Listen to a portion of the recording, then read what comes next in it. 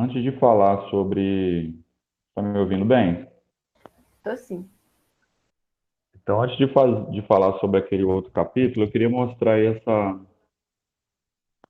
apresentação que eu tenho já aqui, que eu acho que tem muita informação legal para concurso. Eu vou transformar ela depois em PDF e vou compartilhar lá no grupo, lá na sala de aula, tá?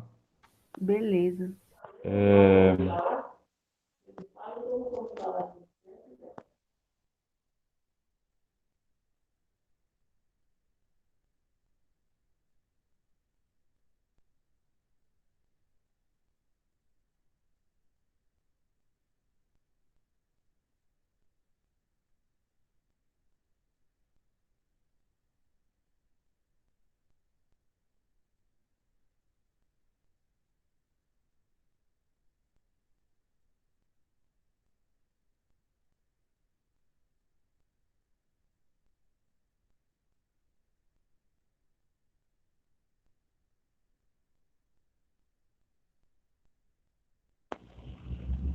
Espera só um minutinho que eu estou enrolado aqui. Tá beleza.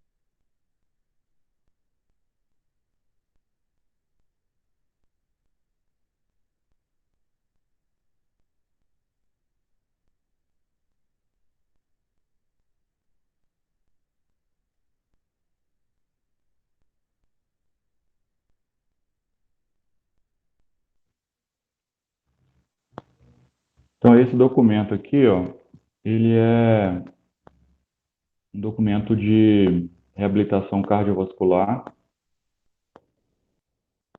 E aí ele tem o conceito de reabilitação cardiovascular, que é o conjunto de atividades necessárias para assegurar as pessoas com doenças cardiovasculares, condição física, mental e social ótima, que lhes permita ocupar pelos seus próprios meios um lugar tão normal quanto seja possível na sociedade, né? Então, ele define aí o que é reabilitação cardiovascular.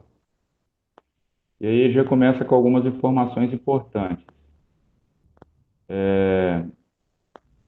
Se der algum problema no áudio aí, você me fala também, tá, Letícia? Tá bom. Pacientes elegíveis para reabilitação cardiovascular. Isso aí é fundamental a gente saber, né?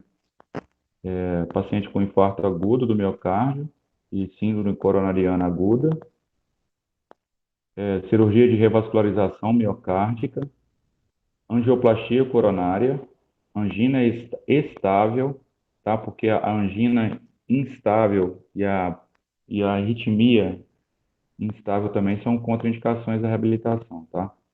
Depois eu vou falar sobre as contraindicações. Reparação ou troca valvular, transplante cardíaco ou cardiopulmonar, insuficiência cardíaca crônica, doença vascular periférica, doença coronária assintomática e pacientes com alto risco de doença cardiovascular. Então, esse último aqui é importante porque a gente dá a entender que a reabilitação cardiovascular ela é mais reabilitadora, né? Reabilitação do que preventiva, né? Mas você pode fazer reabilitação cardiovascular em pacientes com alto risco de doença cardiovascular. Aí depois ele fala sobre os objetivos da reabilitação cardiovascular, que é auxiliar aqueles pacientes com doença cardiovascular conhecida ou em alto risco de a desenvolver, reabilitar o paciente de forma integral, oferecendo suporte nos aspectos físico, psíquico, social, vocacional e espiritual, educar os pacientes para que possam criar e aderir permanentemente à manutenção de hábitos saudáveis, reduzir a incapacidade e promover uma mudança no estilo de vida, melhora da qualidade de vida, prevenir eventos cardiovasculares desfavoráveis, né? Então é um objetivo também, e adequado controle dos fatores de risco em geral. Então, um paciente, por exemplo, um, um paciente de alto risco de doença cardiovascular, a reabilitação cardiovascular, ele promove esse controle dos fatores de risco em geral, né? E os pacientes que já estão em reabilitação cardiovascular, por isso que a educação do paciente em saúde também é importante, ele ajuda nesse também, nesse controle desses fatores de risco, né? E, obviamente, desses eventos cardiovasculares. Agora que vem uma coisa importante também. Contraindicações absolutas para a prática do exercício físico. E, então, mais uma vez, chamando a atenção daquela ideia da contraindicação absoluta e da contraindicação relativa, né? Então, a contraindicação absoluta, infarto agudo do miocárdio muito recente, menos de 72 horas, angina instável, né, igual eu falei, menos de 72 horas da estabilização, valvopatias graves sintomáticas com indicação cirúrgica. Obviamente, você vai reabilitar somente após o procedimento cirúrgico. Então, se tem um paciente com uma doença valvular, né, você trata primeiro através do procedimento cirúrgico, depois esse paciente, igual colocou aqui, ó, esse paciente de reparação ou troca valvular, eles se incluem no processo de reabilitação, né? São pacientes elegíveis para reabilitação. No paciente com doença grave sintomática, já com indicação cirúrgica, é contraindicado absoluta a prática do exercício. Então, cuidado com a pegadinha. Hipertensão arterial descontrolada, uma PA sistólica maior que 190 e uma diastólica maior do que 120. Então, aqui, inclusive, é indicação para interrupção do exercício, né? Então, você está fazendo a prática do exercício, você interrompe o exercício quando os valores da PA sistólica e diastólica chegam a esses valores. A alteração da PA diastólica durante a prática de exercício, a gente vai ver, já também contraindica a continuidade do exercício. Tem que interromper automaticamente, tá? Por quê? Porque na APA arterial sistólica, ela aumenta durante o exercício, mas a diastólica não, se mantém no mínimo, no máximo uma variação muito pequena. Tanto para menos quanto para mais é contraindicado, tá? Insuficiência cardíaca descompensada, arritmias ventriculares complexas e graves, suspeita de lesão de tronco de coronária esquerda instabilizada ou grave. Tudo que tem instabilidade, você pode abrir o olho, que é contraindicação absoluta. Angina instável, insuficiência cardíaca descompensada, né, instável, suspeita de lesão de tronco instável ou grave, né, tudo isso é contraindicação. Endocardite infecciosa, miocardite, pericardite.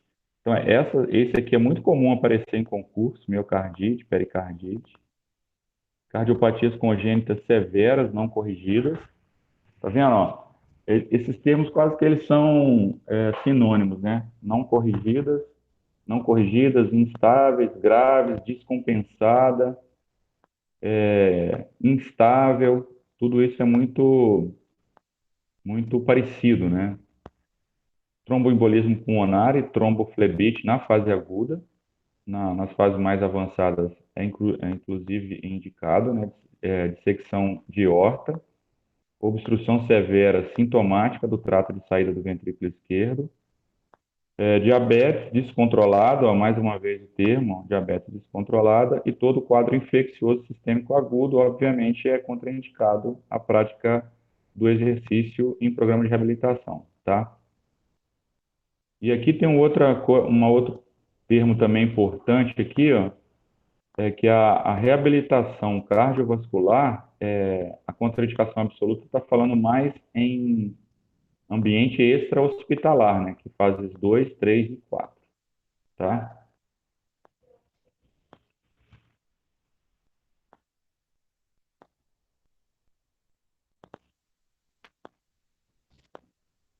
Uma coisa importante aqui também, a estratificação de risco do paciente de eventos, né, estratificação de risco de eventos durante a reabilitação cardíaca, segundo a Associação Americana de Reabilitação Cardíaca, né? Então, ele classifica o paciente em baixo risco, moderado e alto risco. Pode ser por aqui.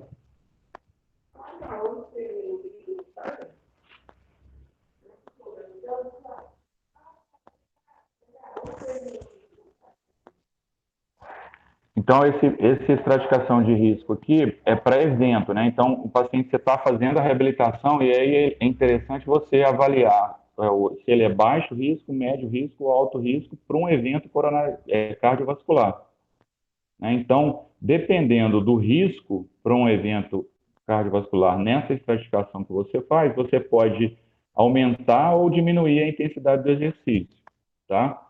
Por exemplo, um paciente com baixo risco, ele não tem uma disfunção significativa do ventrículo esquerdo. Como é que se mede isso? É através da fração de ejeção, né?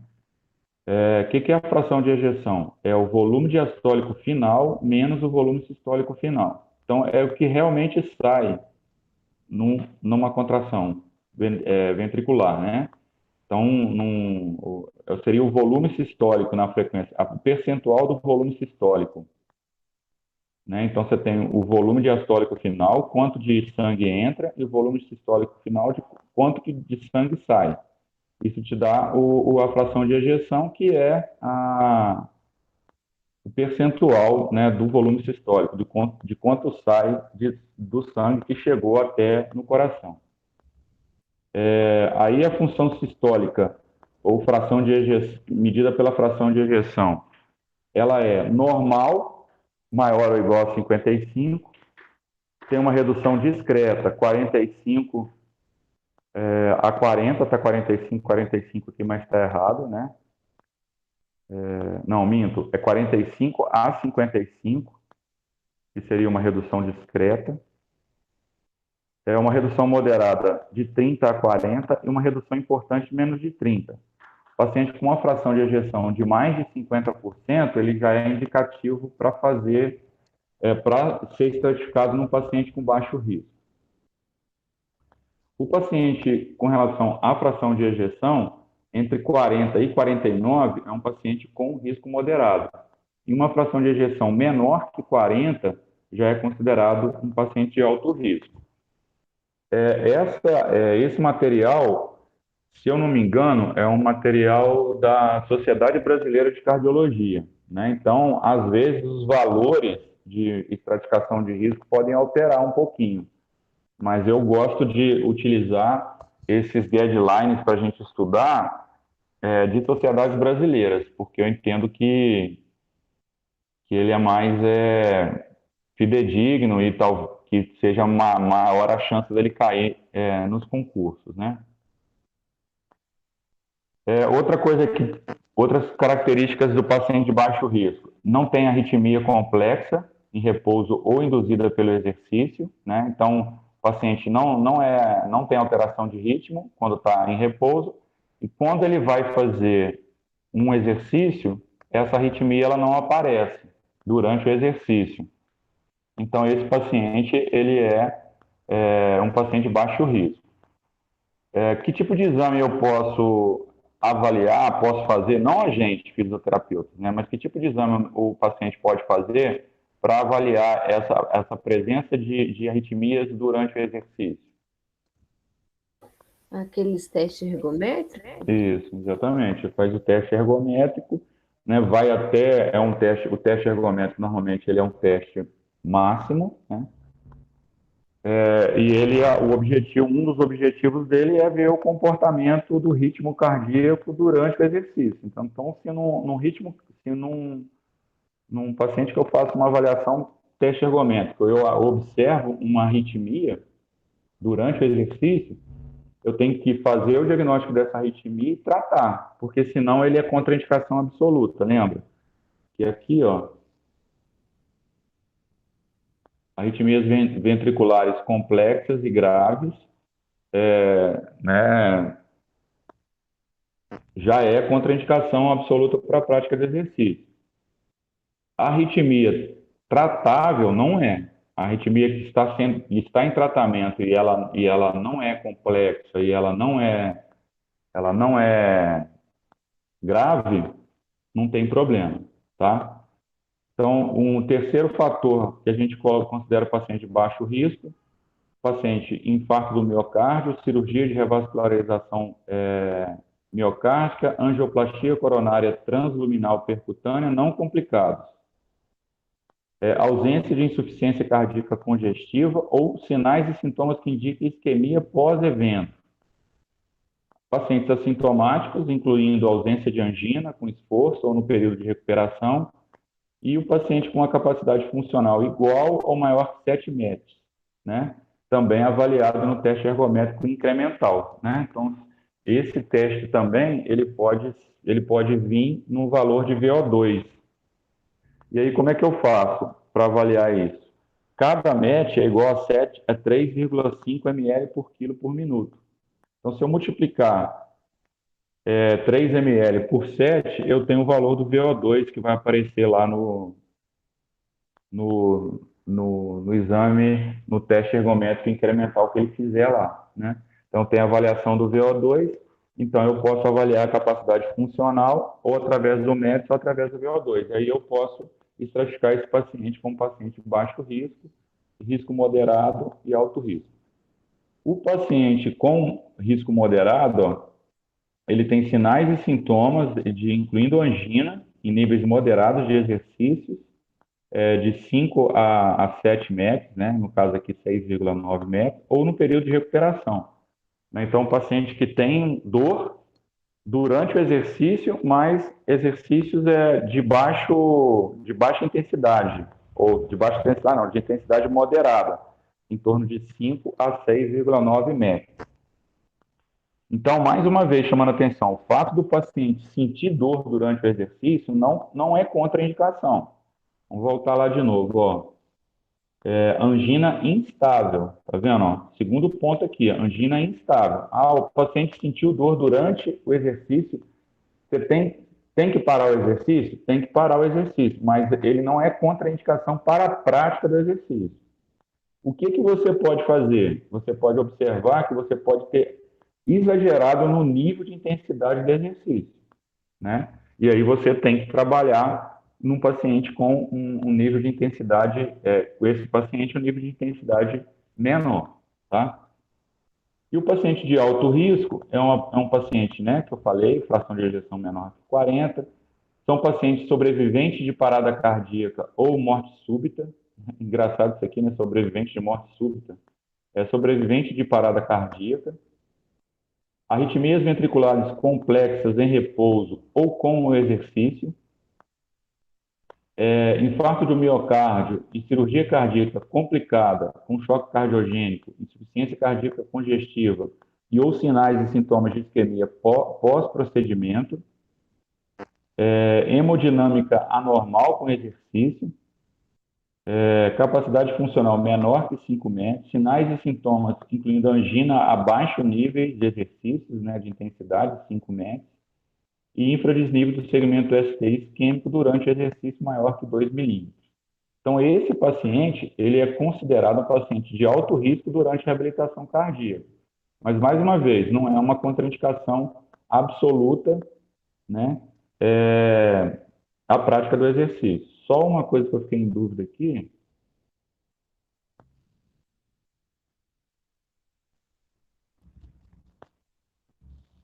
porque ele coloca aqui, ó, arritmias ventriculares complexas em repouso ou com o exercício.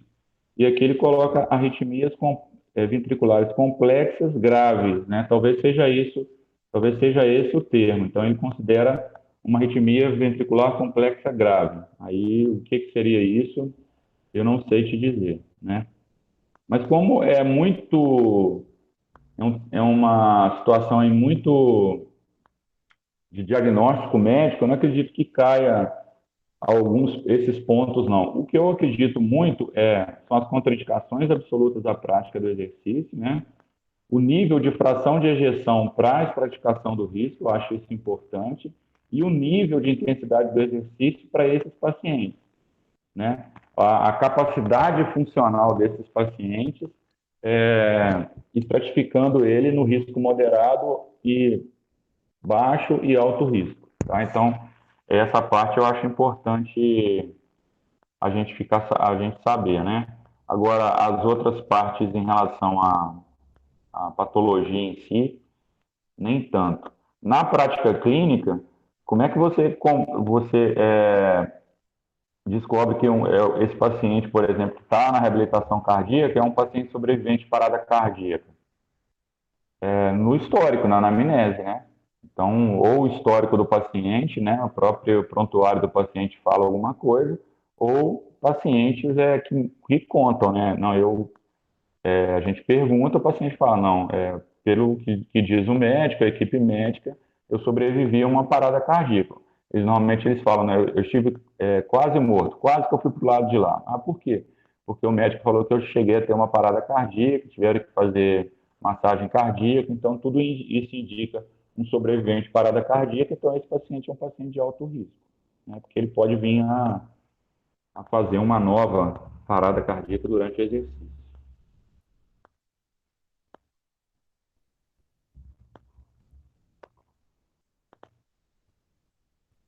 Depois a gente vai até falar disso daqui, sobre essa questão aqui, ó, que a fração de ejeção, ela é melhor para avaliar a função sistólica do coração do que o débito cardíaco, porque ele fala aqui, ó, que o débito cardíaco é uma determinação imprecisa da função sistólica, por quê? Porque ele sofre influência da frequência cardíaca, da resistência periférica e do grau de dilatação do ventrículo esquerdo. Né? O que é o débito cardíaco? Frequência cardíaca vezes volume sistólico. Isso me dá o débito cardíaco. Né? Então, avaliar a função sistólica do coração pelo débito cardíaco fica complicado e impreciso justamente porque ele vai sofrer influências da frequência cardíaca, dando, por exemplo, um débito cardíaco alto, quando na verdade ele é alto, mas o coração não está funcionando bem. Ele aumentou apenas a frequência cardíaca para ter o débito cardíaco, entendeu? Entendi, mas a fração de ejeção não muda com frequência cardíaca mais alta, não? Ou mais baixa? O percentual não, ótima pergunta. O percentual não. Por quê? Por que o percentual não? Olha lá a fórmula do, da fração de ejeção.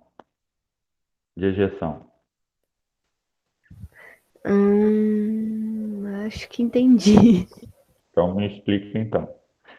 Porque assim, o que eu tô pensando, o que eu pensei, porque assim, se você aumenta a O frequência que você cardíaca, falou está certo. O que você falou está certo. Se você aumenta a aham, frequência cardíaca demais, vai ter uma diminuição no volume sistólico. isso, Sim, aham, verdade. Mas na fração de ejeção, por que não vai diminuir? Vai manter o mesmo? por causa da quantidade que entra e que sai na hora que você faz a porcentagem, ela fica meio que a mesma, por mais que a Isso, frequência cardíaca aumenta, né? exatamente.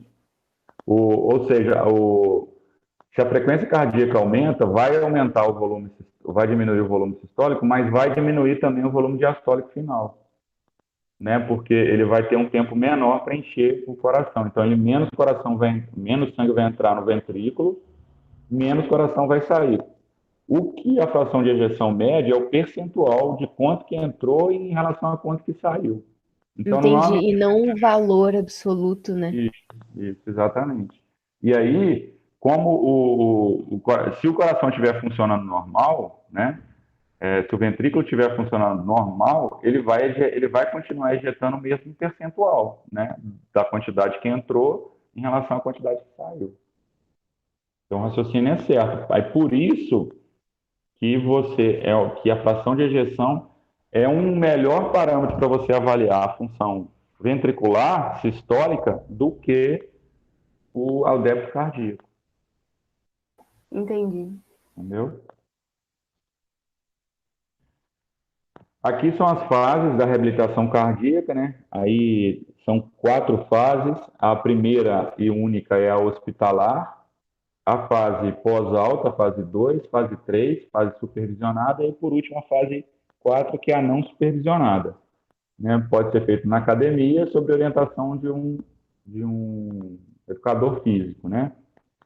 Então, o que você percebe aí nas fases da reabilitação cardiovascular? A capacidade funcional ela vai aumentando, né? O percentual vai aumentando, e a intensidade do exercício também vai aumentando. E essas fases, ele está muito ligado às semanas, né? Após o evento que levou esse paciente à internação hospitalar, tá? Então, essa fase hospitalar, ela pode demorar mais ou menos, isso depende do quadro do paciente, e as outras fases também podem demorar mais ou menos, também dependendo do quadro do paciente. Isso tudo é avaliado e reavaliado e medido a partir da capacidade funcional que esse paciente vai adquirindo à medida que ele vai passando de fase. Aqui, por exemplo, ele tem ele passa da fase 2 pós-alta para a fase 3 quando ele tiver com uma capacidade funcional acima de 7 metros. Aí ele já está na fase 3. Fora isso, ele está na fase 2 ainda, de 4 a 7 metros. Tá? Lembrando que MET avalia a capacidade funcional, a capacidade que o paciente tem de realizar uma determinada atividade, porque indiretamente ele mede a quantidade de oxigênio que esse corpo é capaz de ofertar para o sistema em si, né, para todo o sistema, na realização de um exercício. Então, nada mais ele mede do que isso, tá? Beleza. Lembrando que cada MET corresponde a 3,5 ml por quilo por minuto, né? Então, esse valor 3,5 ml por quilo por minuto é que eu gasto 3,5 ml de oxigênio para cada quilo de peso corporal por minuto, né? Então, eu tenho como... Então, se o paciente tem... Vamos colocar mais fácil para fazer a conta aqui. Vamos imaginar que o paciente tem 2 metros. Eu estou sem calculadora aqui. 2 vezes 3,5 dá 7. Então, dá 7 metros, né? Dá 7 ml por quilo por minuto. Então, o que isso indica? O paciente ele consegue fazer uma atividade que gaste 7 ml por quilo por minuto. Tá? Então, é uma avaliação individual. Então, quando está lá, o paciente tem 20 de VO2. VO2 dele é 20. Então, o que isso quer dizer? VO2 máximo, né? Então, ele só consegue fazer, vamos pôr, 20. Ele só consegue fazer atividades que gastem 20 ml de oxigênio por quilo por minuto. E aí, como que eu sei também se qual atividade gasta 7 metros, 4 a 7 metros? Se der tempo, eu te mostro aqui. Uma das alternativas é olhar através de um compêndio de atividade física, que ele fala mais ou menos quanto que se gasta em cada atividade. Tá? Então, por exemplo, o paciente está lá na fase 2 pós-alta, né? Ele pode fazer o exercício até uma intensidade de 7 metros. Aí no compêndio tem lá o que é que gasta 7 metros. Aí tem lá, por exemplo, lavar carro. Tem tudo que você pode imaginar. Lavar carro. Então, gasta quanto? Gasta 5 metros. Então, esse paciente pode fazer, não tem problema. Subir 3 lances de escada. Gasta 8 metros. Não, esse paciente não pode. Por quê? Porque a capacidade funcional dele não permite que ele faça uma atividade acima da capacidade que ele tem. Entendeu? Entendi. Então, a fase de um programa de reabilitação. Aí, esse material ele vai falar quais são as fases, quanto tempo ela dura, quais os objetivos que eu tenho, quais as recomendações e qual o alcance que eu quero ter a partir dessa fase, né? Por exemplo, chegar em condições de iniciar a fase 2 da reabilitação cardiovascular, tá? Então, ele tem a fase um, fase 2, fase 3 e a fase 4, tá? Então, assim, é ler, né? Os objetivos, o que que é? Prevenir perda de capacidade física, evitar o efeito do repouso prolongado, lembrar que é um paciente hospitalizado, né? Evitar depressão, complicações respiratórias e tromboembólicas, facilitar a alta precoce, dar informações ao paciente e família sobre a doença e os cuidados básicos, né? E aí, por exemplo, as recomendações em relação aos exercícios, eles serão passivos e progredidos gradativamente com exercícios ativos, caminhadas e outros até a alta hospitalar, né? Isso tudo à medida que o paciente vai evoluindo bem em relação ao pós-operatório, né, se for uma cirurgia cardíaca, e das próprias avaliações e reavaliações no ambiente hospitalar. Então, se você quer tirar esse paciente do leito, né, fazer caminhadas curtas, por enquanto nessa fase, até ele ter alta e poder ir para um centro para fazer reabilitação num centro. Aí na fase 2 você já tem outros objetivos, ó, melhorar a capacidade funcional do paciente, conseguir modificações dos fatores de risco, conseguir recuperar a autoconfiança do paciente depois do evento cardíaco. Qual o alcance? Chegar em condições físicas e psicológicas adequadas para começar a fase 3 da reabilitação. Tá? Então, a média de duração de 3 meses, com 3 a 5 sessões semanais. Então, essa fase 2 aqui, por exemplo, ela pode durar até 3 meses, mas depende muito do, do condicionamento da capacidade funcional e das complicações associadas a isso. Esse paciente normalmente tem muita associação diabetes, excesso de peso, né, a síndrome metabólica. Então, tudo isso tem que ser levado em consideração até também para a evolução do exercício e até para a evolução das fases na reabilitação. Beleza? Aí o resto é a mesma coisa. Aí, componentes do exercício, que é importante, né? Então, se eu tenho um programa de treinamento que ele deve levar em consideração esses componentes que a gente chama de componentes do exercício. Primeiro, frequência de treinamento. Ela deverá ser no mínimo 3 vezes por semana. Seria ideal incentivar o paciente a realizar atividade física diária, caminhar, subir escadas e pedalar. Então, essa frequência de tratamento que esse guideline propõe é no mínimo 3 vezes por semana, né? Lembrando do que diferencia a atividade física do exercício físico. Aqui, por exemplo, fazer uma caminhada é tornar-se mais ativo, né? Quando ele fala atividade física, é tornar-se mais ativo. Ao invés da pessoa descer de ônibus para o centro da cidade, se ele morar um pouquinho mais perto, ele desce a pé e volta a pé. Essas coisas assim. Ao invés de subir de elevador, sobe de escada, né? Desce 2, 3 pontos antes para fazer uma caminhada, né? Tudo isso é o exercício físico, né? Mas a frequência do treinamento em si deve ser no mínimo 3 vezes por semana, tá? Agora, atividade física pode fazer durante toda a semana, todos os dias da semana. Duração de cada sessão, a duração em torno de 40 a 60 minutos.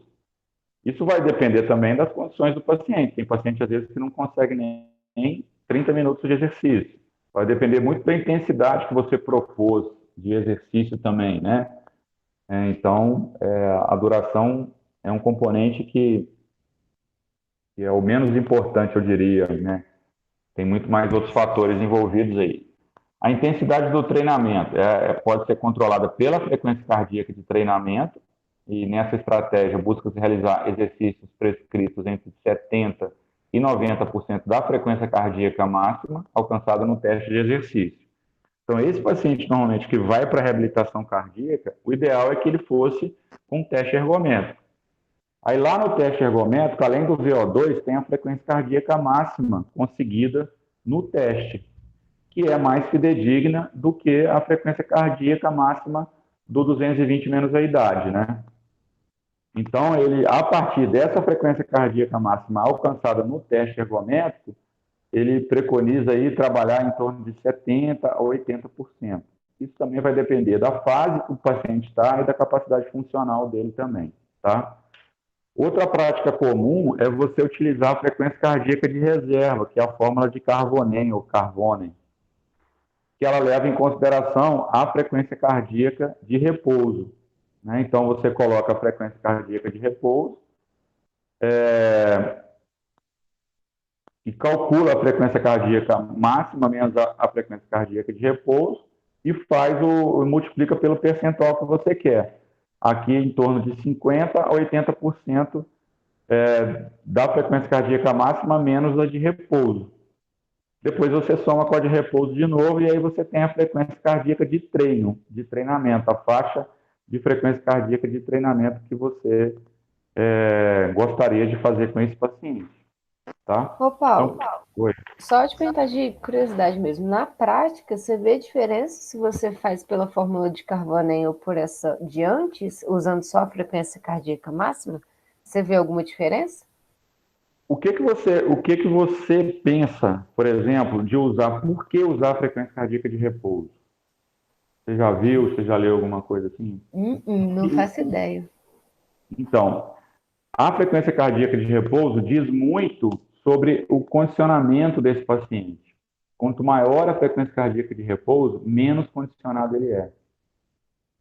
Então, é como você tivesse uma reserva de frequência, né?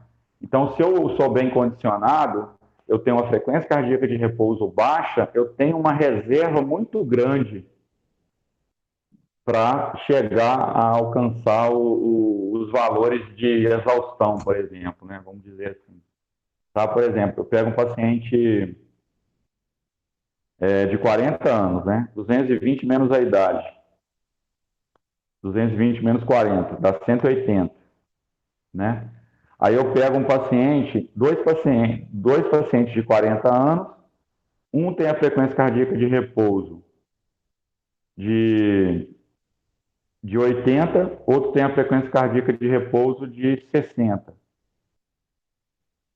Por que que esse de 60 me diz que ele está mais condicionado do que óbvio se ele não tiver sob efeito de nenhuma medicação bloqueadora, né? Nenhum beta bloqueador. Mas por que que ele me diz que esse paciente 2 que tem a frequência cardíaca de repouso de 60 é mais bem condicionado? Porque para ele chegar no 180, ainda faltam 120 batimentos por minuto. Enquanto aquele outro, faltam só 100 batimentos por minuto. Entendeu? Então, ele tem uma reserva maior do que o paciente com uma frequência cardíaca de repouso maior, entendeu? Então, é melhor levar em consideração a frequência cardíaca de repouso. Por isso. Entendi. Então, é melhor. Mas aí, vamos imaginar que é difícil imaginar. Mas aí, essa medida da frequência cardíaca de repouso, ela tem que obedecer um protocolo específico. Você tem que pôr o paciente deitado, pelo menos descansando de 5 a 10 minutos. Eu acho que nem chega a 10 minutos, pode ser 5 minutos. Tem um protocolo. E aí você mede essa frequência cardíaca de repouso depois que ele fez isso tudo. Não é o paciente chegou lá na clínica, você sentou o paciente, pôs lá o oxímetro nele, pôs o frequencímetro nele, né? E mede a frequência cardíaca dele sentado e fala, não, essa é a frequência cardíaca de repouso dele. Não é. Essa daqui que é expressa aqui na fórmula de Carbonen, é a frequência cardíaca de repouso medida com o protocolo correto. Paciente de repouso durante 5 minutos, etc. Tá? Beleza. E aí depois você faz para E, você ver. Paulo, volta que você falou que o som deu um barulho estranho. Passou um carro aqui com Ah, tá. som. Faz a conta para você ver de curiosidade depois. Esses dois pacientes que eu coloquei para você, um com a frequência cardíaca de repouso de 80 e um com a frequência cardíaca de repouso de 60.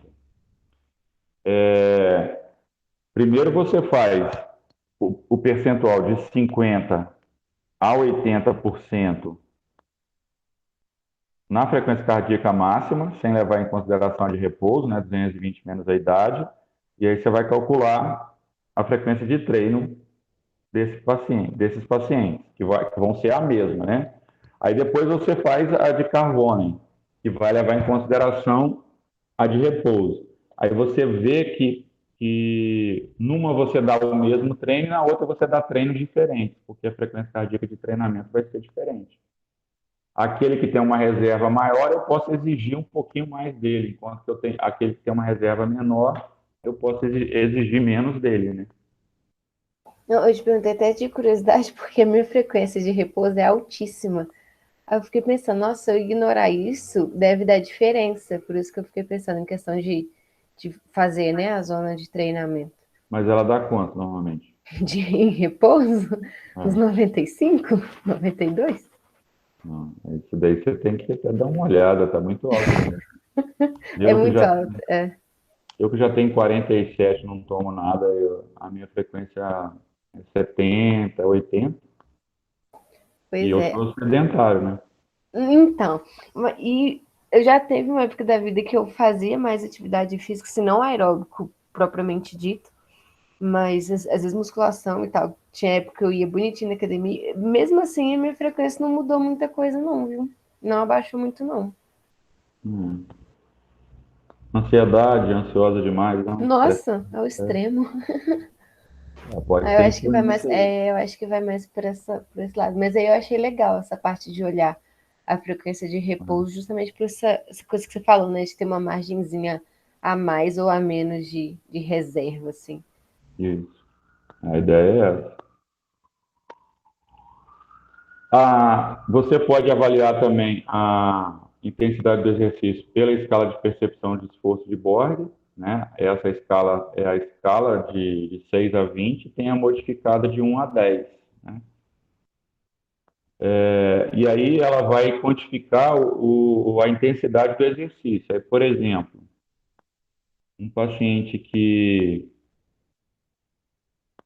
abaixo de 12, eu considero uma atividade leve. Seria 40 a 60% do máximo do paciente, né? 40 a 60% da frequência cardíaca máxima. Se o paciente me fala que ele está fazendo exercício, o exercício está em torno de 12 a 14 na escala de Borg, ele é levemente forte, né? Ou moderado. Seria em torno de 60 a 75% do máximo. E se ele tiver acima de 14, já é uma intensidade mais alta, em torno de 75 a 90% do máximo. Então, você pode também fazer um controle da intensidade do exercício através da escala de Borg. Em que situação? Por exemplo, um paciente que toma beta-bloqueador, em que a resposta da frequência cardíaca dele é diferente em função do beta-bloqueador. Então, você pode usar a escala de Borg, né, que te auxilia nesses pacientes. A maioria dos pacientes na reabilitação cardíaca são pacientes com beta-bloqueados, né? Tem duas, eu não sei qual que é a fórmula. Não sei se você lembra quando você passou lá no ambulatório da cardio. Nossa, vagamente, porque eu não fiz estágio na HU, aí eu lembro só Ah, da tá. aula mesmo, prática. Então, aí tem uma fórmula que você utiliza para o cálculo dessa frequência cardíaca de treino, que leva em consideração a dosagem da medicação que você está utilizando, o tipo da medicação e a dosagem, tá?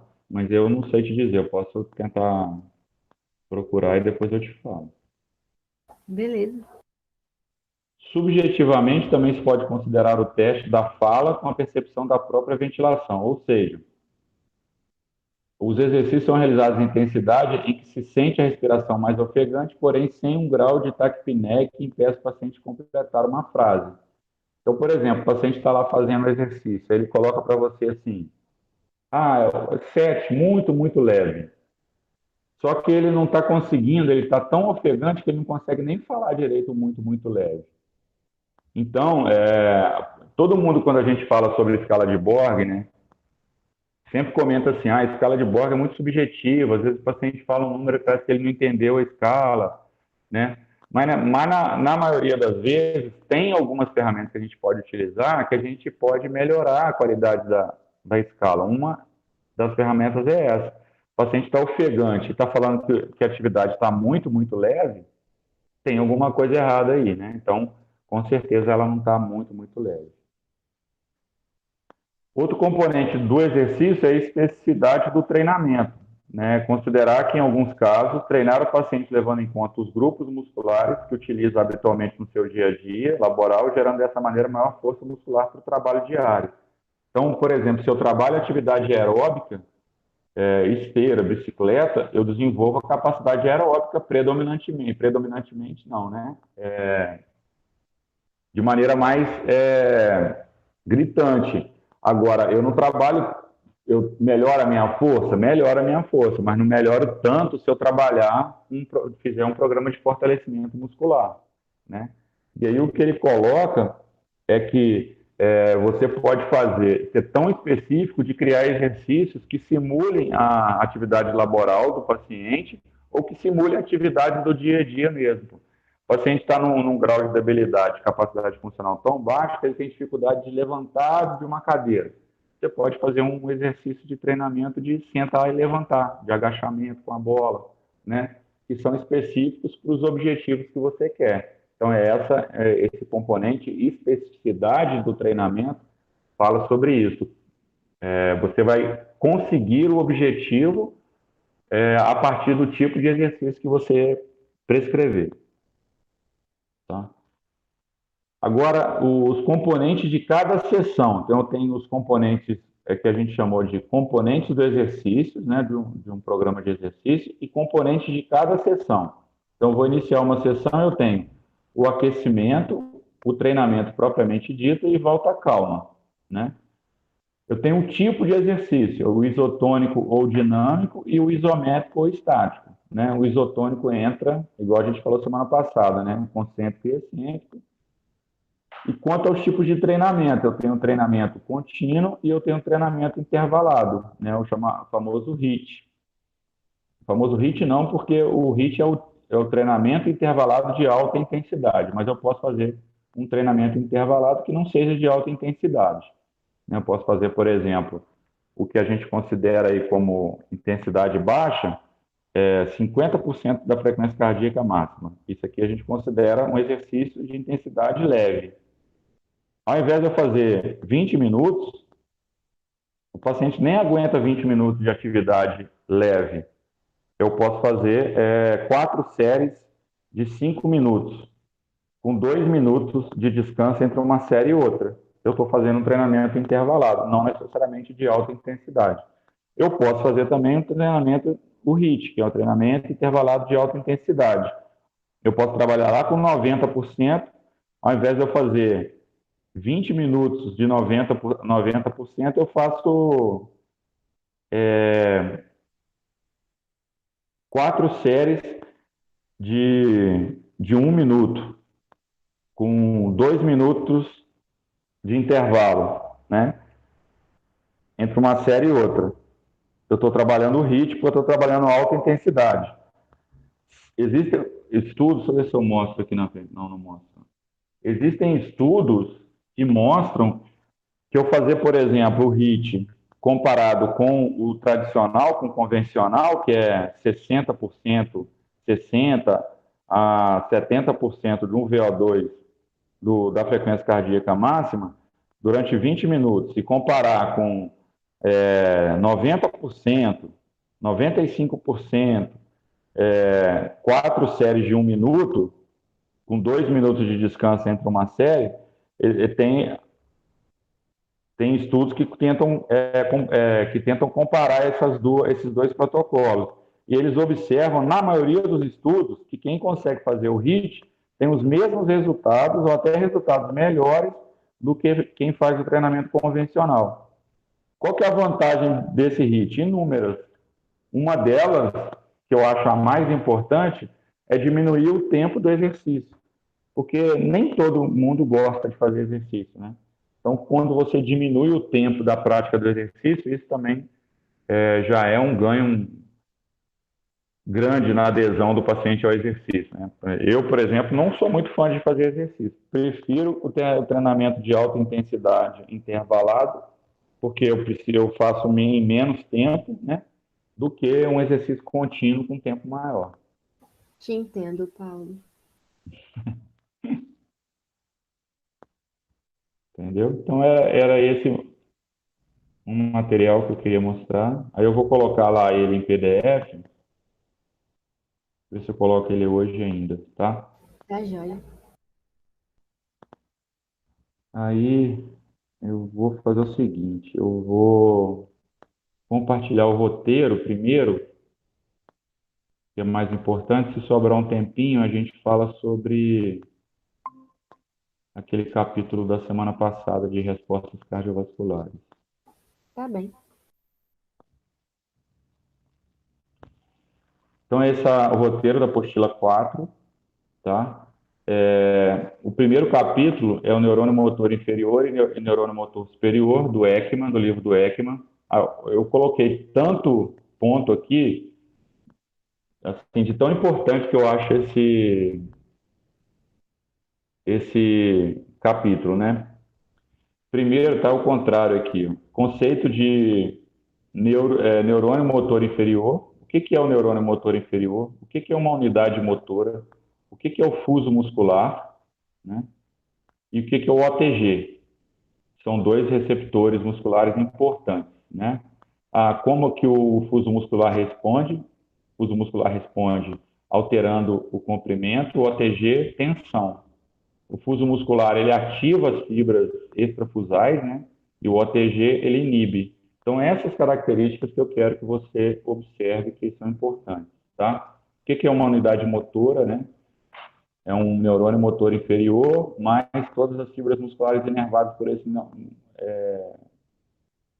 essa unidade motora, né? Por esse motoneurônio. Então, essa unidade motora, quais as repercussões fisiológicas quando eu tenho uma unidade motora com muitas fibras, quando eu tenho com poucas fibras, né? Como é que quando eu estimulo uma fibra, uma unidade motora, quando eu estimulo duas, quando eu estimulo três, o que que isso gera de alterações fisiológicas, né? Neurofisiológicas. Então, esses conceitos são importantes. A tabela 9.2 também é importante, que eu não estou lembrado o que que é, mas estudar a tabela 9.2. Aí depois tem um conceito de neurônio motor superior. O que que é o neurônio motor superior? O que diferencia o neurônio motor superior do neurônio motor inferior? Né? Aí ele vai falar sobre as vias eferentes. Ele vai falar, por exemplo, do trato córtico espinhal, né? Fazem parte do neurônio motor superior. Qual a função e o que elas comandam? Por exemplo, trato córtico espinhal medial, controle dos músculos cervicais, ombro e tronco.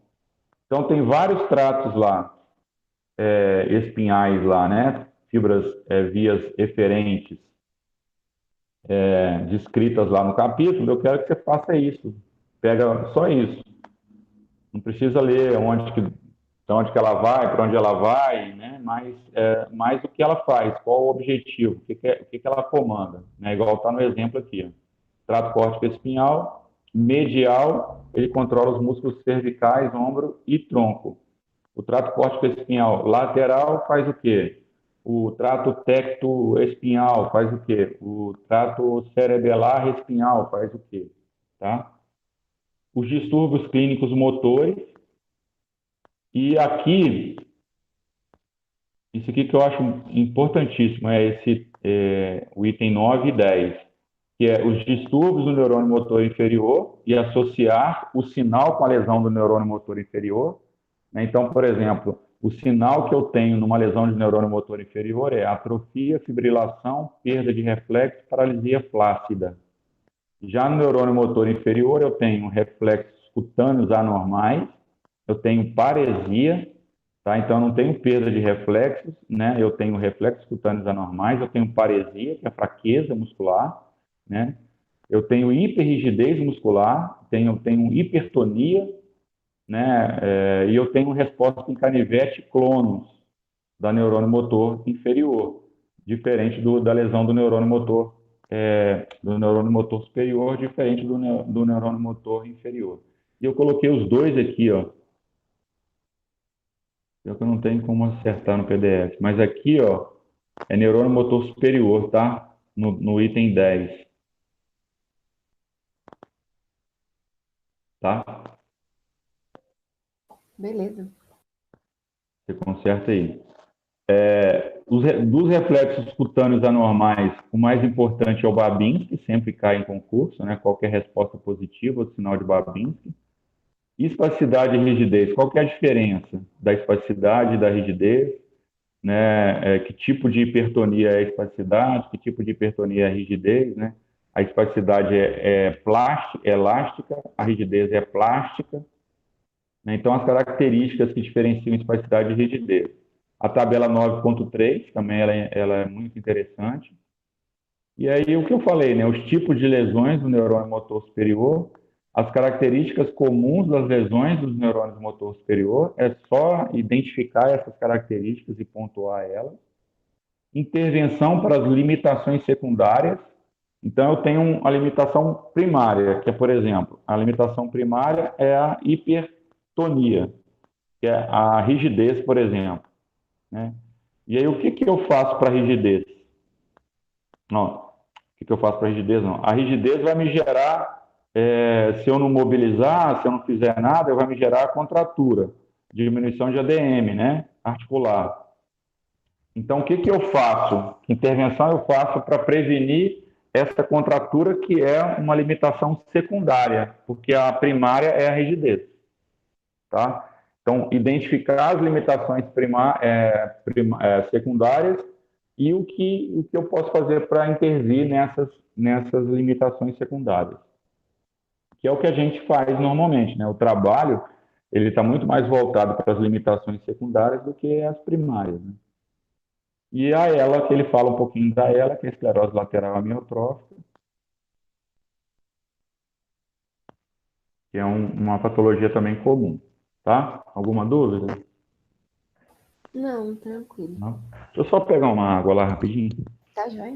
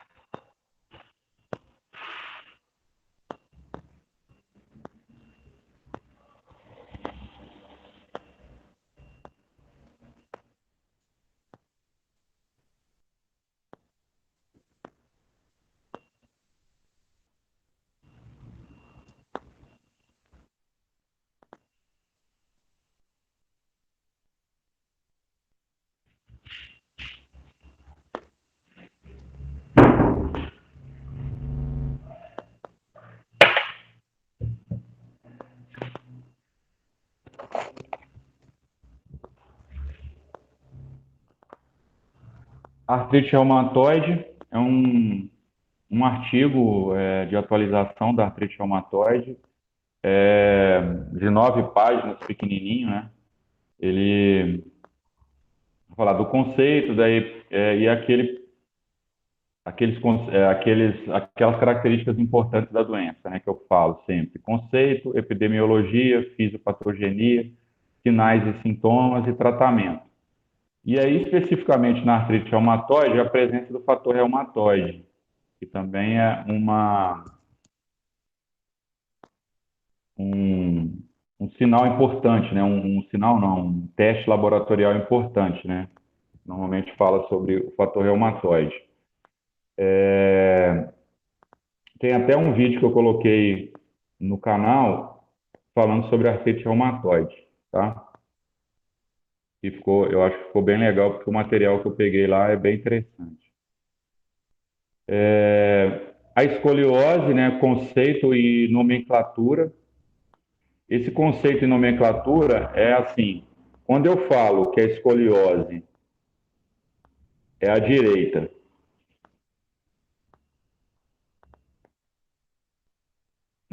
falo assim, escoliose torácica direita. Como é que eu sei que a curva está para a direita? Não sei assim, a parte da convexidade é que determina a nomenclatura da escoliose. Vou refazer a minha pergunta. Então, assim, a parte da convexidade é que dá o nome à escoliose. Então, se a convexidade da curva está para a direita, a escoliose é à direita, tá? Entendeu isso? Uhum, beleza. Se curva primária e secundária, se eu tenho uma escoliose em S, eu tenho uma curva primária, curva secundária. O que diferencia a primária da secundária? A primária ela é uma intensidade de ângulo maior do que a secundária.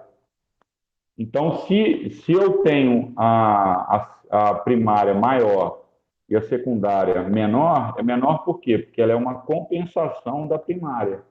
Então, por isso que ela é chamada de primária. E é a primária que dá nome a essa escoliose. Então, eu tenho uma escoliose em S com convexidade torácica direita. O que eu estou dizendo? A convexidade está à direita e a escoliose e a curva primária, a maior, com um ângulo maior, está no lado torácico. Tá? Escoliose idiopática, tem vários tipos de escoliose lá, é o que eu chamo mais atenção, é a escoliose idiopática, o teste de Adams, que é o teste de flexão anterior, lá ele chama teste de Alice, nesse material. Eu nunca vi esse termo Alice, eu até procurei no Google também, não achei. O que eu conheço do teste, que inclusive ele está mostrando lá e chama de Alice, eu conheço como teste de Adams, que é aquela flexão anterior,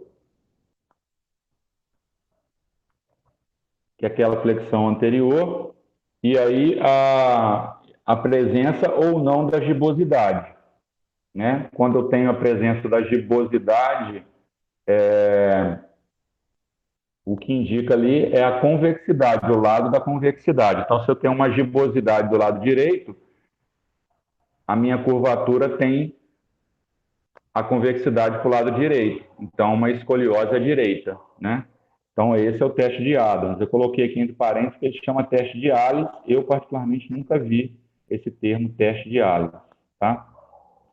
Os principais sinais indicativos de escoliose, o método de Cobb, né, que é o método padrão ouro para avaliação da curvatura da escoliose, o sinal de Risser, que fala sobre a presença ou não de uma escoliose que pode vir a complicar. Por quê? Porque se eu tenho o sinal de Risser, ou Risser, não sei como é que pronuncia, ele me indica que esse adolescente, que esse paciente ainda está em fase de crescimento.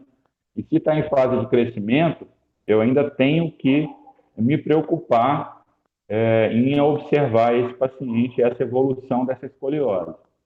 E, por último, o tratamento. E dentro do tratamento, o que é extremamente importante é o que fazer de acordo com o grau da escoliose. Quando eu falo grau da escoliose, é o grau medido no método de Cobb. Então, por exemplo, se eu tenho um paciente com mais de 40 graus do ângulo de Cobb numa escoliose, será que só o tratamento conservador vai dar jeito? Né? Eu tenho que usar, além do tratamento conservador, eu tenho que fazer cirurgia ou eu posso usar colete? Tá? Então, isso que é importante, você ver qual o grau da escoliose e qual tipo de tratamento que eu tenho que utilizar. Tá? Por exemplo, não sei se fala lá, acima de 40 graus, o tratamento, ele é acima de 45 graus, eu acho, o tratamento ele é cirúrgico. Não adianta você ficar só no tratamento conservador e no uso do colete. Abaixo de 45 graus, você pode fazer o tratamento conservador e o uso do colete durante 23 horas por dia. Né? Uma hora só que você pode tirar, ou seja, só para tomar banho.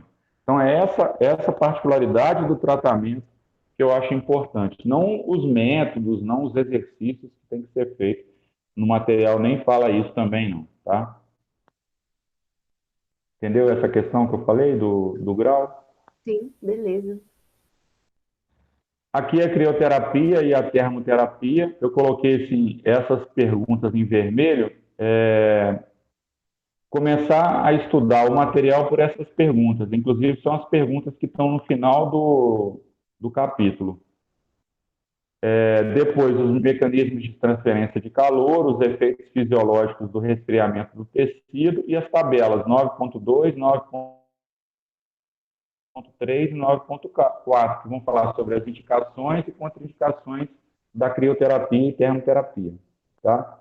Então, essas perguntas aqui você vai pegar qual é a definição de uma modalidade de energia condutiva. Então, quando você estiver utilizando o material lá, você vai responder essa pergunta aqui. Tá? Qualquer dúvida, você manda que eu tento te ajudar. Tá bom, pode deixar. Depois, a gente vai para a técnica de remoção brônquica, que aí é qual que é o objetivo da técnica. Então, eu tenho duas técnicas diferentes. Uma para limpeza brônquica, remoção de secreção brônquica, né? Aqui está técnica de remoção brônquica, mas é técnica de remoção de secreção brônquica, tá? Então, eu tenho, tenho as técnicas de limpeza e tenho as técnicas de reexpansão pulmonar. Então, a gente vai começar a estudar as de limpeza. Então, qual o objetivo dessas técnicas? As propriedades viscoelásticas do muco e o que diminui e aumenta a viscosidade desse muco, né, que é muito importante, né? Essas técnicas elas interferem diretamente nessas propriedades viscoelásticas, tornando o muco menos espesso e aí mais facilmente de ser expectorado, né, de ser eliminado. No item 3, a classificação das técnicas. Aí eu coloquei até um gráfico aqui. Eu tenho técnica de ação em três maneiras diferentes que eu uso essa técnica, né? Eu utilizo a ação da gravidade para remoção da secreção. Como exemplo, eu tenho a drenagem linfática. A segunda maneira que eu tenho é de compressão do gás, é a alteração do fluxo, né? Eu acelero o fluxo expiratório com as minhas técnicas. E quais técnicas são essas? Pressão expiratória, tosse, a AF, a PEP, o flutter, a drenagem autógena e o ELT-GO, né? São técnicas de remoção que utilizam a compressão, o aumento do fluxo para a expectoração, para a limpeza brônquica. E eu tenho o choque mecânico, que é a vibração e a percussão, né? A tapotagem entra aqui. Então, eu utilizo o choque mecânico como efeito da técnica. Então, dividir essas técnicas dessa maneira e aí estudar cada técnica. Qual o objetivo da AF, por exemplo, o que, que ela faz, né? Mais ou menos qual que é o procedimento dela, né? Eu até estava lendo uma prova lá de Chapecó, no sul lá, uma prova de respiratória, bem difícil por sinal, tem que estudar ela mais para mim fazer um vídeo dela. Caiu justamente isso aqui que eu coloquei aqui, é desse jeito. Que tipo de ação tem essa técnica, né? Qual que é o objetivo dela e como mais ou menos ela se comporta, né? Vantagens e desvantagens e contraindicações das técnicas, né? Então, quando eu não posso usar drenagem postural, quando eu não posso usar AF, quando eu não posso usar vibração, e etc. Tá? Depois, por último, a incontinência urinária masculina. Então, eu tenho a anatomia e fisiologia da continência no homem, os fatores de risco, as figuras 7 e a figura 8 na página 154, que é um fluxograma de avaliação dos fatores de risco, e o que é mais importante, que são três capítulos dessa incontinência, desse material de incontinência urinária. O mais importante é o último, é o capítulo 9, que é a avaliação fisioterapêutica na incontinência urinária. Tá? Os outros está mais aí para acrescentar, mas a importante mesmo, o capítulo importante mesmo é o capítulo 9. A fisioterapia respiratória na cirurgia cardíaca, ele vai falar sobre os tipos de cirurgia, as complicações pós-operatórias e o mais importante desse capítulo é a fisioterapia no pré e no pós-operatório. tá? Alguma dúvida? Não, beleza. Beleza, então.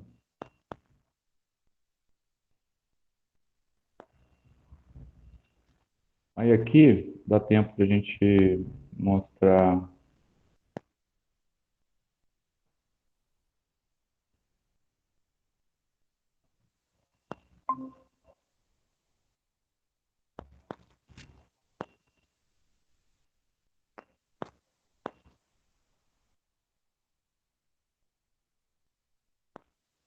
Pelo menos um pouquinho daquele capítulo 3.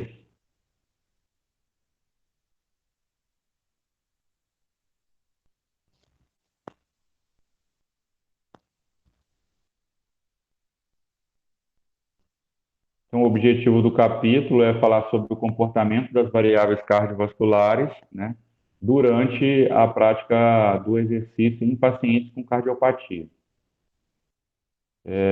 As modificações na dinâmica cardiovascular mediadas por ações eferentes moduladas pelo sistema nervoso autônomo a partir da sensibilização de receptores centrais e periféricos, conforme está no capítulo 2, que a gente já colocou na apostila anterior, tem como objetivo principal a adequação do fluxo sanguíneo ao coração e aos músculos em trabalho.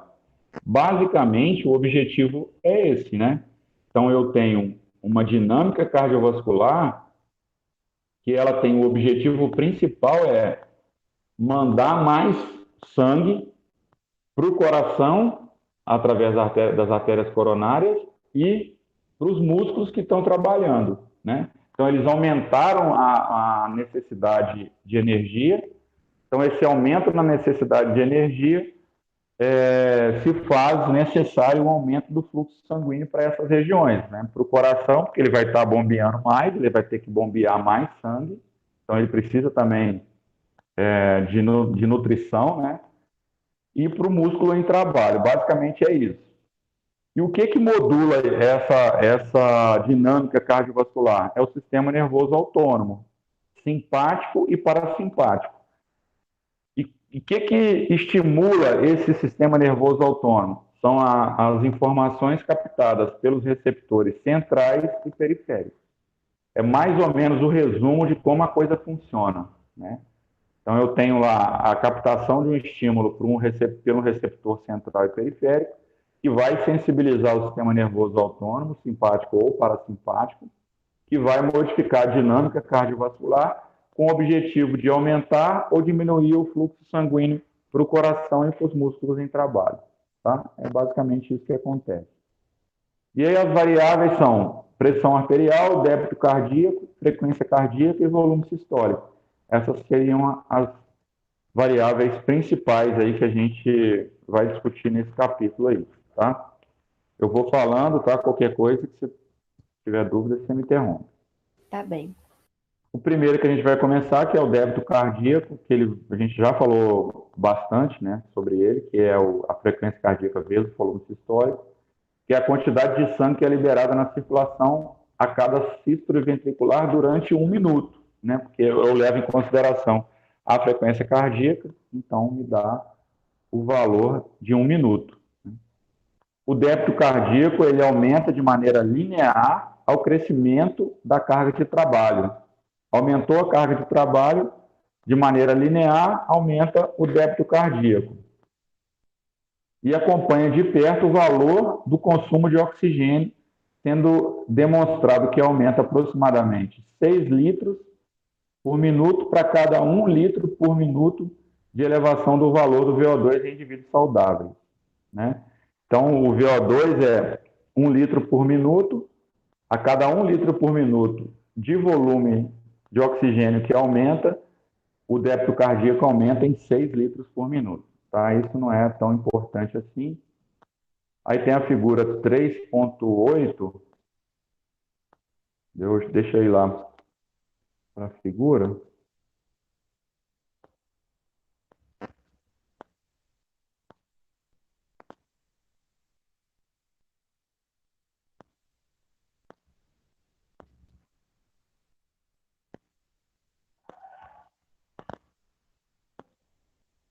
A 3.8.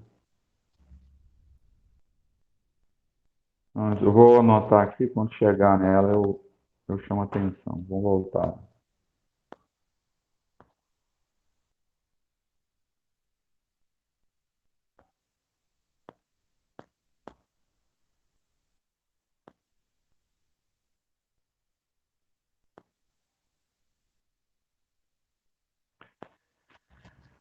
O máximo valor do débito cardíaco é atingido e, de certa forma, limitado pelo elevado número de batimentos cardíacos. É até que a gente discutiu hoje, né? Se eu tenho um débito cardíaco, que é a frequência cardíaca, vezes o volume sistólico, se eu tenho uma frequência cardíaca máxima, obviamente eu vou ter um débito cardíaco máximo. Por quê? Porque ele vai ser limitado pela capacidade de elevar essa frequência cardíaca. Então, eu não vou conseguir elevar mais do que a frequência cardíaca conseguiria elevar, entendeu? Paralelo a isso, eu tenho um prejuízo também no volume sistólico, porque eu tenho uma frequência cardíaca muito elevada, me dando impossibilidade de avaliar a quantidade de sangue que está chegando, né? Avaliar não, de aumentar a quantidade de sangue que está chegando. Pessoas saudáveis, o valor de débito cardíaco encontrado é 5 litros por minuto, ele sendo que ele pode chegar até 20 a 25 litros por minuto em atividades do tipo exercício, né? Então ele tem um máximo, ele tem um platô, ele não passa daquilo ali, não. Em pessoas jovens saudáveis, muito bem condicionados fisicamente, como os maratonistas, apesar de o valor do débito cardíaco de repouso não se diferir do valor encontrado em pessoas destreinadas, no esforço intenso, seus valores são muito diferentes, podendo atingir um débito cardíaco máximo de aproximadamente 40 litros por minuto. E aí, como que ele consegue aumentar esse débito cardíaco tanto assim? Aumentando basicamente o volume sistólico, né? Aumentando a força de contração e diminuindo a ação da frequência cardíaca em cima desse volume sistólico, né? O sujeito descondicionado, por qualquer exercício, né, atividade que ele faça um pouquinho mais extenuante, ele eleva rapidamente a frequência cardíaca dele, gerando um prejuízo para o volume sistólico e, consequentemente, para o débito cardíaco. Nesse caso do maratonista, não, porque você vai ter aí uma adaptação e essa resposta exagerada da frequência cardíaca não vai estar tão presente assim. Aí a estenose mitral e a insuficiência mitral, lembrando, ó, isso é importante, né? Anatomia do coração, as válvulas, em que posição cada válvula dessa está. Então, a válvula mitral está no ventrículo, está no átrio esquerdo e ventrículo esquerdo, né? Então, estenose mitral, o que que é? A válvula, ela não deixa passar muito sangue. E a insuficiência mitral, ela deixa voltar muito sangue. Então, a estenose impede o sangue de passar do átrio para o ventrículo e a insuficiência deixa com que o sangue volte do ventrículo para o átrio porque ela não fecha direito, né? Então, tanto portadores de estenose mitral quanto de insuficiência mitral, eles vão ter prejuízo no débito cardíaco máximo, né? Porque isso vai afetar o volume sistólico e, consequentemente, o débito cardíaco. Entendeu isso? Entendi. A frequência cardíaca, que é um outro parâmetro cardiovascular, né? Ela é o número de vezes que o coração se contrai durante um minuto. A variável mais importante para que altos valores de débito cardíaco sejam obtidos, né? O aumento do trabalho físico atingindo uma condição máxima, quando então seu valor não aumenta mais, apesar da elevação da intensidade do trabalho físico. Ele tem uma limitação, porque a frequência cardíaca é máxima também, assim, né, como débito cardíaco. Frequência de repouso, ela pode sofrer influências da condição física das pessoas avaliadas, né? Então, por isso que eu comentei contigo anteriormente em relação à importância da frequência cardíaca de repouso.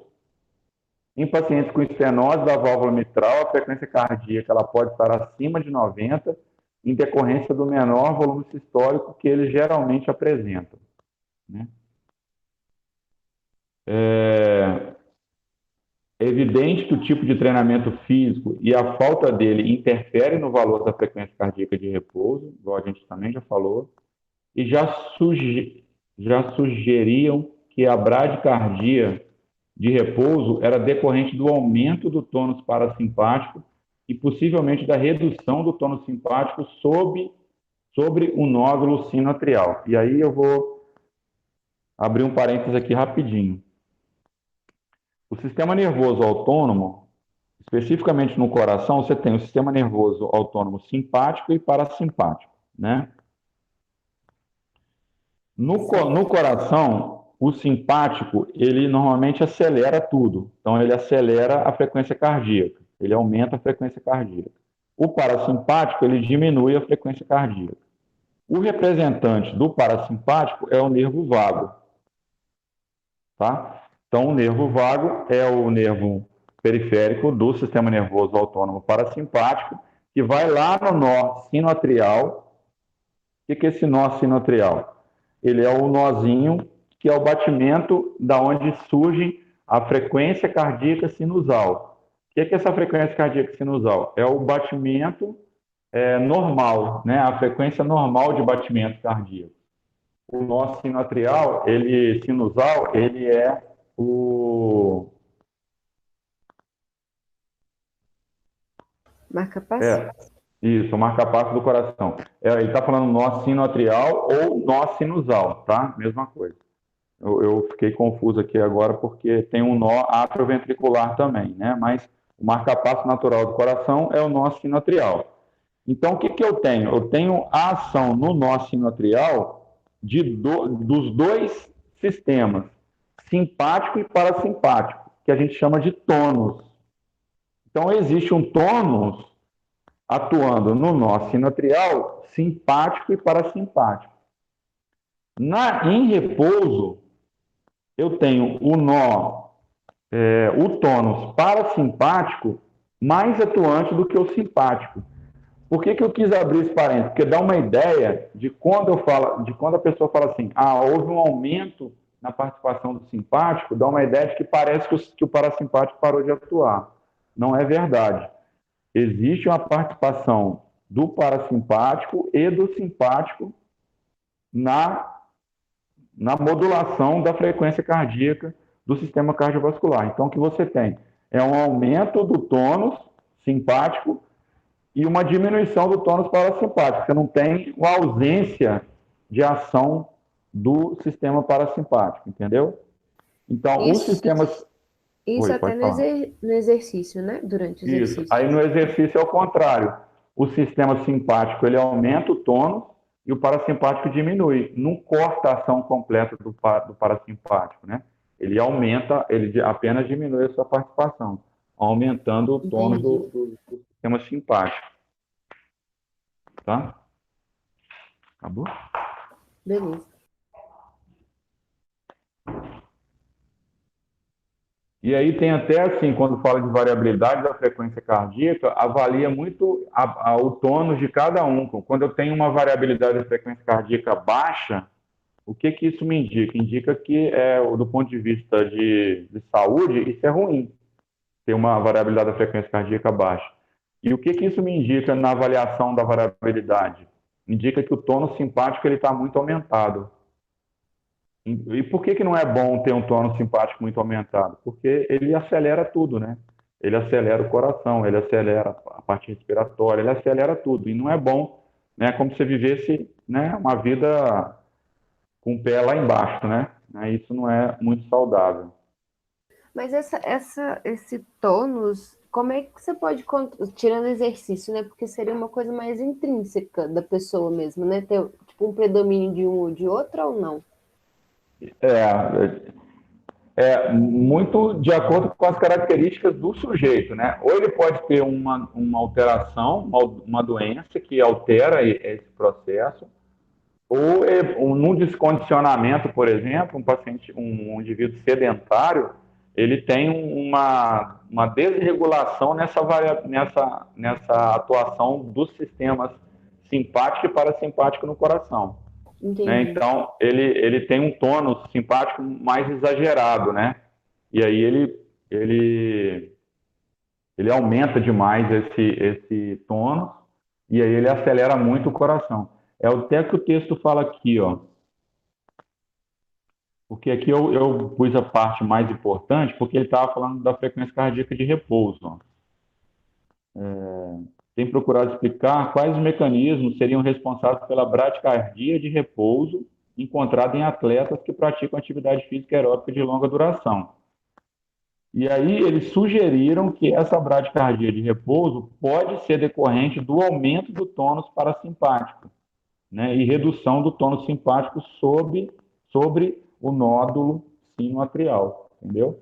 Então, essa é uma tentativa de responder por que a frequência cardíaca de repouso do sujeito bem condicionado ele é menor do que o sujeito não condicionado, entendeu? Então, uma das explicações é isso. Então, ele tem muito a ver, sim, igual você comentou, com a característica do sujeito. Mas pode ser uma patologia, uma arritmia, não sei te explicar Entendi. a fisiopatologia, né? Mas pode ser uma arritmia que esteja alterando alguma coisa aí, não sei, tá?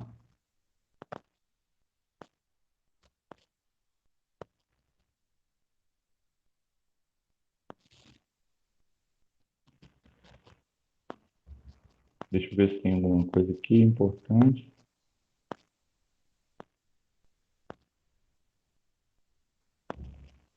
Aqui, ó, coloquei até de vermelho.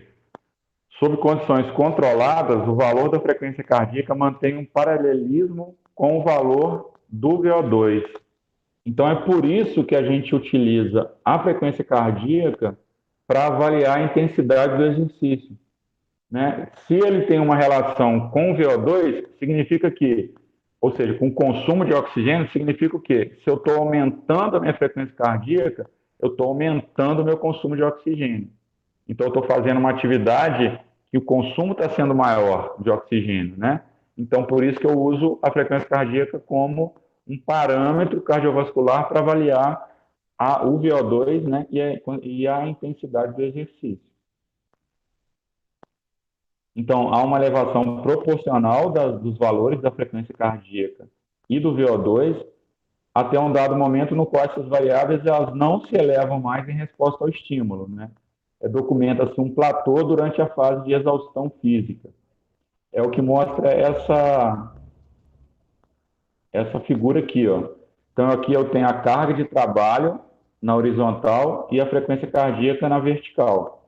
À medida que eu aumento a carga de trabalho, eu vou aumentando a frequência cardíaca. Chega um determinado momento que eu não consigo mais aumentar a minha frequência cardíaca, mesmo aumentando a minha carga de trabalho, que é o quê? É a frequência cardíaca máxima. Então, por isso que eu vou fazer o teste incremental também, para mim descobrir qual o valor desse platô aqui, ó, do sujeito, né? Por que eu posso usar 220 menos a idade? Porque eu também sei que a frequência cardíaca máxima, ela diminui com relação à idade.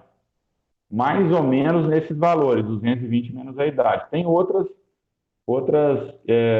fórmulas também, tá? Mas a mais comum é 220 menos a idade, porque a frequência cardíaca ela diminui com a idade. Então, ela chega a um determinado platô aqui, ó, e no teste ergométrico, o que eu estou querendo ver eu vou aumentando gradativamente a minha carga de trabalho, vou avaliando a minha frequência cardíaca e vejo, ó, ela chegou no topo, ela não aumenta mais. Então, aquela ali é a minha frequência cardíaca de máxima. O VO2 é basicamente isso também, ele tem um limite, né? Ele vai subindo de acordo com a carga de trabalho, chega no máximo, ele fica parado ali, ele não consegue mais alterar. Então, aquele platô lá em cima representa o VO2 máximo, ou seja, a capacidade máxima de oferta de oxigênio que aquele organismo tem, capacidade de oferta, né? Repetindo.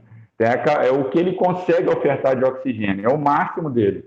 Se eu passar, se eu aumentar a intensidade, ele não vai conseguir mais ofertar oxigênio, ele vai fadigar, né? Ele vai cansar, ele vai parar a atividade. Então é assim que é avaliado a frequência cardíaca máxima e o VO2 máximo. Lembrando que cada atividade ela tem um consumo de oxigênio, ou seja, cada atividade tem um VO2, tem um volume de oxigênio necessário. Se eu vou conseguir fazer ou não a atividade, vai depender se o meu VO2 máximo ele é maior do que esse VO2 da atividade. Se ele for maior, eu consigo fazer. Se ele for menor, eu não consigo fazer. Entendeu isso? Entendi. Por isso, então, que eu avalio também o VO2 máximo do sujeito para me dizer o quanto de atividade ele pode fazer. Tá? Aí ele vai falar sobre a fórmula de Carbonen, que é o que a gente já comentou. Aí ele faz até mais ou menos a conta do que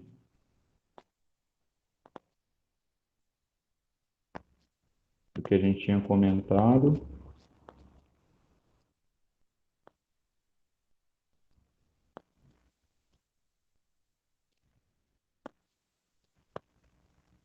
Aí ele usa o termo frequência cardíaca ideal ou alvo. O que seria essa frequência cardíaca? É a frequência cardíaca de treino. Né? O que eu quero, qual a frequência cardíaca, em que faixa de frequência cardíaca eu quero que esse meu paciente treine. Né? Aí, ó, nos programas de reabilitação cardiovascular, quando a frequência cardíaca alvo ela não estiver mais sendo atingida depois de certo período de treinamento, novos testes de avaliação funcional cardiorrespiratória devem ser aplicados a fim de estabelecerem novas propostas de intensidade de esforço, ou seja, uma nova frequência cardíaca alvo.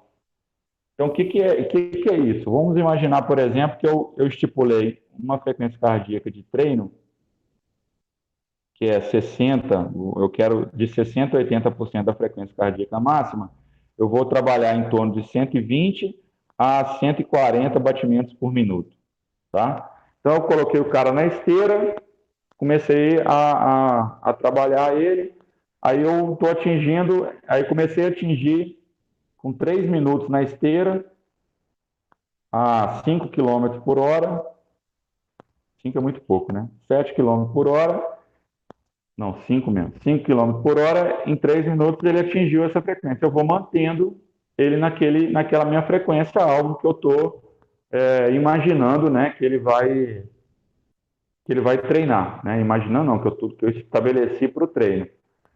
Se eu passo dessa frequência cardíaca de treino durante a atividade, o que está acontecendo? Eu estou com uma intensidade acima do que eu programei.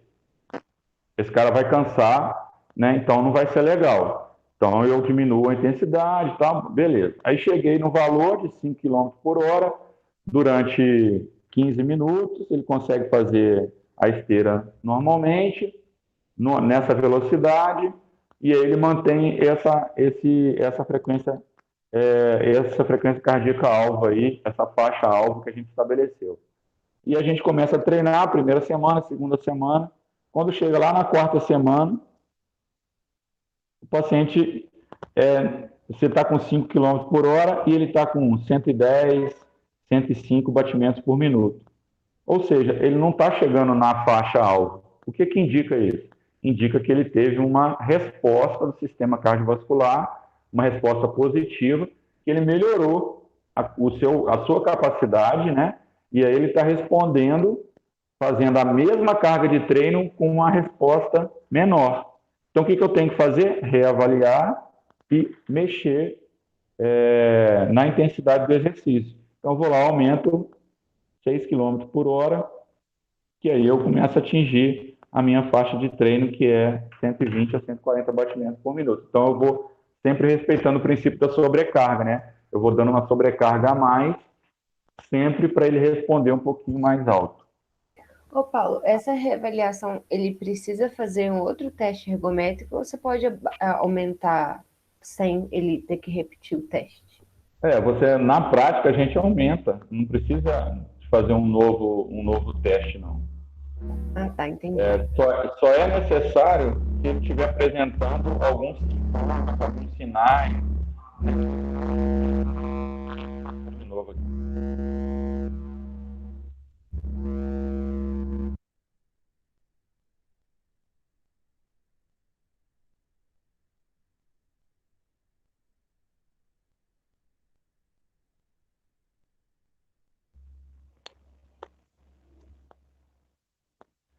Passou um idiota aqui, peraí.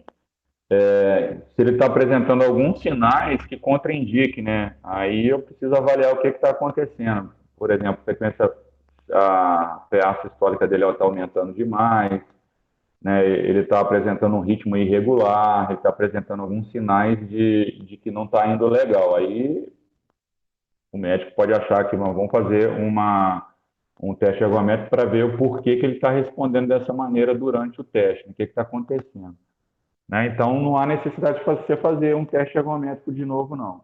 Você pode fazer, por Beleza. exemplo, programar um teste ergométrico de 6 em 6 meses, para avaliar se ele está aumentando o VO2, ou de 1 em 1 ano. Né? Aí também pode ser feito. Mas na prática, o que a gente faz é aumentar a intensidade do exercício. Lembrar do beta-bloqueador, né, que ele pode interferir nessa frequência cardíaca. Então, usar uma fórmula em que leva em consideração o uso desse beta-bloqueador. Não você pode dar um valor a mais, né, do que ele consegue fazer.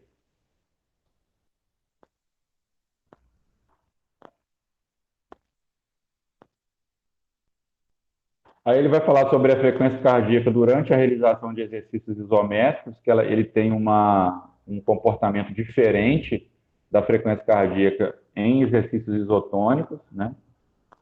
Aí ele vai mostrar mais ou menos aqui como é que é. Aqui, ó, o comportamento da frequência cardíaca num exercício isométrico em que o cara faz uma contração voluntária máxima, 25% da contração voluntária máxima, é esse comportamento. Quando ele passa para 75, é esse comportamento. Né? Comportamento muito maior, né? Você aumenta, né? A curva está muito mais inclinada.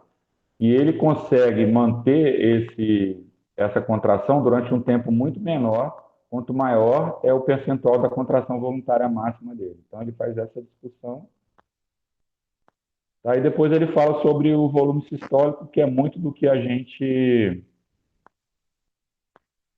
essa figura 3.8 aqui que chegou, até marquei ela de vermelho. Olha só, eu tenho um exercício leve, moderado e intenso, né? Aqui eu tenho intensidade e tempo do exercício, né? Então, à medida que eu vou aumentando a intensidade do exercício, a minha frequência cardíaca ela vai respondendo sempre de maneira linear.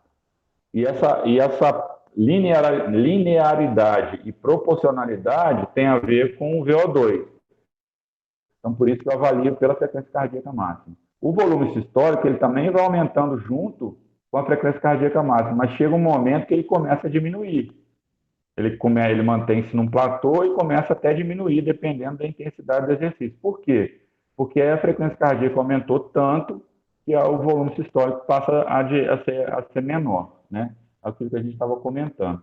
No exercício intenso, que acontece normalmente isso. Então, por isso que o treino intervalado de alta intensidade, ele tem um tempo de execução bem menor do que o exercício leve e moderado, justamente por conta disso, né?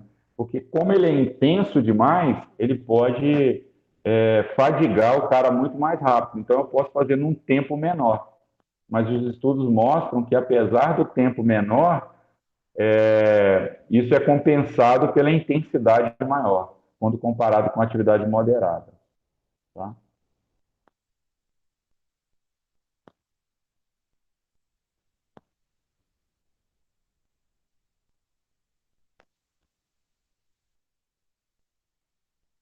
Aí ele vai falar da pressão arterial. A única coisa que eu queria mostrar é essa figura aqui, ó, 3.9.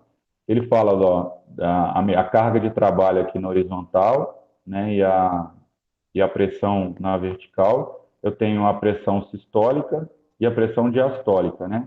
A sistólica, ela aumenta de maneira linear, né? À medida que a carga de trabalho vai aumentando, e a diastólica, ela mantém-se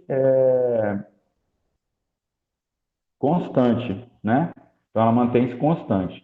Por que ela não pode aumentar muito? Por dois motivos. Se eu aumento a pressão arterial diastólica muito, essa diferença da sistólica para diastólica, ela é importante na nutrição do coração.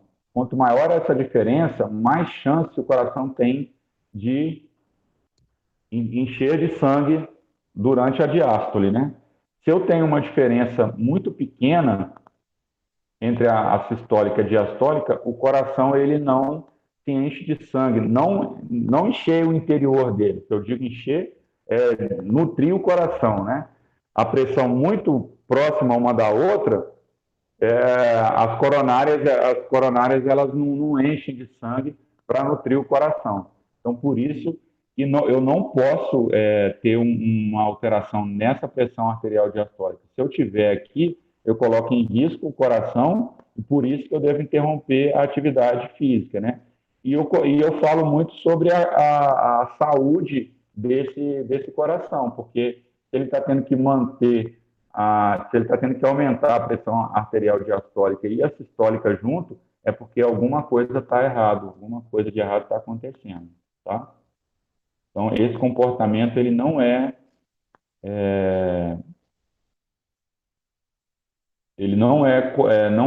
o esperado aumentar a pressão arterial diastólica. Outra coisa que eu coloquei aqui, ó, é em relação à pressão arterial média. Olha só, mais uma vez, a pressão arterial média fala muito da importância da pressão arterial diastólica. Porque a pressão arterial média não é você pegar a sistólica, somar com a diastólica e dividir por 2, não. É você pegar a pressão arterial diastólica, multiplicar ela por 2, esse valor somar com a pressão arterial sistólica e isso tudo dividir por 3. Essa que é a pressão arterial média, tá? Eu vi até uma questão sobre essa pressão arterial média, em que a pegadinha era essa, né? A pressão arterial média seria a média entre a sistólica e a diastólica, não é, tá? Então, cuidado.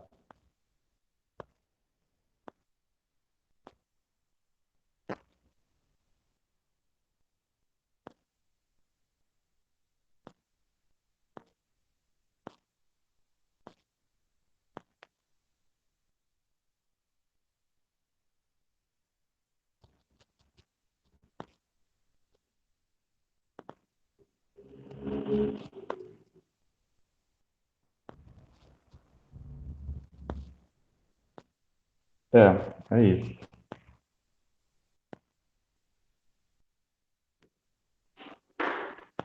Alguma dúvida? Não, na verdade, você esclareceu muita coisa que eu às vezes ficava perdida em cardio, assim. Muito bom. Ah, que bom. Então é isso. A apostila dessa semana está um pouquinho menor, mas os assuntos são muito mais interessantes do que a apostila anterior. A apostila Beleza. ficou bem legal, tá? Qualquer dúvida, estou à disposição. Vou colocar lá o material na sala de aula, hoje ainda. E se der algum erro, alguma coisa, você me fala. Se alguma dúvida também, você me fala durante a semana. Tá, já pode deixar. Obrigada, viu, Paulo? Tá? De nada. Até semana que vem. Boa semana e bons estudos. Para você também. Tchau, tchau.